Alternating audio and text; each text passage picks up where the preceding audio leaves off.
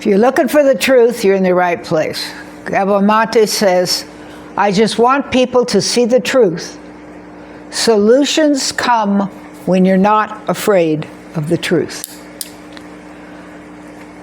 I'm not afraid of the truth. I was afraid of the truth. I have to say, though, that I cannot recall a time when I purposely didn't tell the truth just to keep a job. I can't go through that sense of any time somebody's going to come and take me away or whatever. I can't do that. I can remember in I believe it was 1971, I think it was 1971. I was wearing a bracelet on this arm with the name Colonel Hildebrand, and it was the day that he was captured as a POW in Vietnam. And my boss came up to me and said he was going to fire me if I didn't take it off, because it was chrome, plated chrome, and the inside of it had lost all of its chrome, and it had a rash on my hand. And my uniform, which I'd made the uniform for myself and for all the other women in the hotel, was a collar, a tight collar here, and then fabric here under the arms, and the same way in the back. So our shoulders and all of our arms were exposed, so there was no way for me to cover up the rash. And he said the rash bothered people. And I said, I can't take it off. And he was stunned. He said, I said I would fire you. I said, yes, sir, I heard you, but I can't take it off. My father served in World War II and the Korean War, and my uncle's in Vietnam, and I just can't take it off. It's who my family is, and it represents me keeping my mind on what's going on. And he stormed away, but he didn't fire me. And I was stunned. I was, at the time, I was supporting 2 adults and 4 children. So having let me go would have been a disaster. However, I told the truth. And there was a solution, and the solution that he was upset with me, but he didn't actually fire me. So that was fine with me, because he was this gorgeous man that women just threw themselves at him all the time. So he was easily distracted by any attractive woman who might have been throwing herself at him at the time. And he always dressed to the nines. He always looked absolutely like he just stepped out of one of the Gentleman magazines, you know. He was really a very good-looking young man, but he had a cold, cold heart. Oh my goodness, the things he did were very bad. But I had a lot of responsibility. I used to come in at 10 o'clock in the morning, and I worked the lunch by myself. 5 days a week, I worked the lounge, and we had lunch service too, but it was predominantly for people who wanted to come for a drink. And then I also worked until from 10 to 2, and then I left at 2 o'clock and came back at 4 and worked from 4 till 2 in the morning. So I had a lot of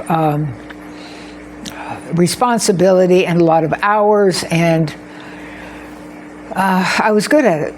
And both mayors, it was the Twin Cities of Champaign-Urbana, Illinois, and both mayors knew me well, and I had always taken care of their families well. And I was a respected waitress. I was highly respected and treated so well by the clients and who came to that hotel. So he would have had to make a pretty good decision in order to have let me go. So what's the point? The point is, if you tell a lie, you might forget it. And then there you are. Or you might tell two different lies to two different people who know each other. If you tell the truth, there may be a problem with the truth, but you can work it out if there isn't another story. So telling the truth is really the only way to get to a positive, realistic solution. And one of the things that I so admire about Gabor Mate is he talks so much about authenticity. And in this day and age of AI, I think that one of the issues that we're all dealing with is a loss of feeling like we are valid. We push the button that says, give me the answer, but the answer comes from a computer. And how much that's changing the way we look at ourselves is not really clear yet, because it hasn't been going on long enough. AI hasn't been a part of our day-to-day lives for long enough for us to really look seriously at it. But we do know it's concerning people who are employed in almost any profession, and it's concerning to young people who are planning to be employed at some point, because if they're not employed, how do they function in the modern world? And if they're not trained, they need to be trained into something that AI isn't going to be doing. So it becomes a very complicated set of circumstances, because you've got, on top of that, you've got climate change, which is changing what you can do in certain places. So what kind of job you would do on the coasts, the southern coasts of Texas, you might not be able to do now, because the wet bulb temperatures are way too high for people to survive working in the heat. The regular temperatures, I've been hearing 112, 113, 122. Those temperatures a person can't work in. Their heart is just going to quit. So it's a complicated set of circumstances that we're dealing with now. And I think more than any time, writers say, oh, well, AI can do it. Yeah, well, it's flat. Yeah, they can do it. But it's, and it may be someday it won't be flat, but what I appreciate is when someone is a good writer that I can understand, that I'm comfortable with, that I can read quickly, because I have dyslexia. And so for me, the concept of reading quickly is very different than the average person. And so I look at writing in a different light. I look at it as being something that adds a spark that I really enjoy, and it keeps me engaged and makes it feel like it's worth going what I have to go through to be able to understand what is being written and said, and to be actually able to read it.